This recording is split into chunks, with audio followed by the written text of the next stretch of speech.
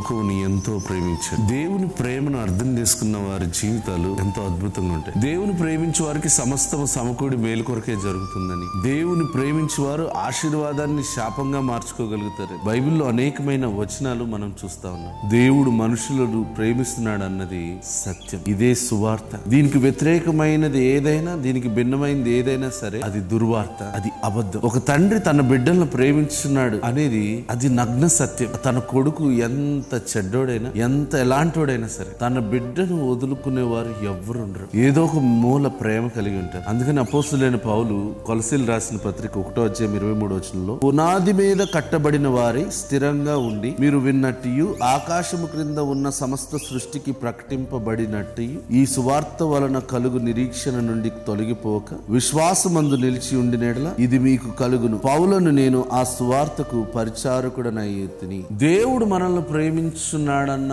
సువార్త వలన కలిగే నిరీక్షణ. దేవుడు ప్రేమించే వారికి ఆయన తన ఆత్మను అనుగ్రహించాడు. దేవుడు తను ప్రేమించే వారికి ఆశీర్వాదానికి వారసులుగా ఉండే అర్హతనిచ్చాడు. దేవుడు తాను ప్రేమించే వారి కోసం అనేకమైన భూమి మీద చేశాడు. అది సువార్త గ్రహించిన వారందరూ కూడా పొందుకోగలుగుతారు. ఇలాంటి పునాది మీద స్థిరంగా ఉండమని అపోస్తులుడైన పౌలు కొలసీలకు చెప్తున్నాడు. ఈ సువార్త నుండి తొలగిపోకండి. దీనికి భిన్నమైన సువార్తలు అనేకమైన వస్తా ఉంటాయి. మనం ఏదో మనము పర్ఫామ్ చేసి మన నీతిని బయలుపరుచుకుని దేవుని ఎదుట మనం నీతిమంతులు అని రుజువుపరుచుకుని దేవుని చేత ఆశీర్వాదం పొందుకోవాల్సిన అవసరం లేదు. తన బిడ్డలమని రుజువుపరుచుకోగలిగితే చాలు. అబ్రహాము నా తండ్రి ఎప్పటికైనా నాకు ఇస్తాడు అన్న నమ్మకం చూపించాడు. మరి ఈ సమయంలో దేవుణ్ణి నమ్మడమే మనకి నీతిగా ఎంచబడుతుంది. కష్టమైన, శ్రమైన, ఇబ్బంది అయినా ఆయనని నమ్మడం ఆపొద్దు. అన్ని వేళల్లో ఆయనకి నమ్మకంగా బ్రతుకుదాం. ఆశీర్వదించబడు. God bless you.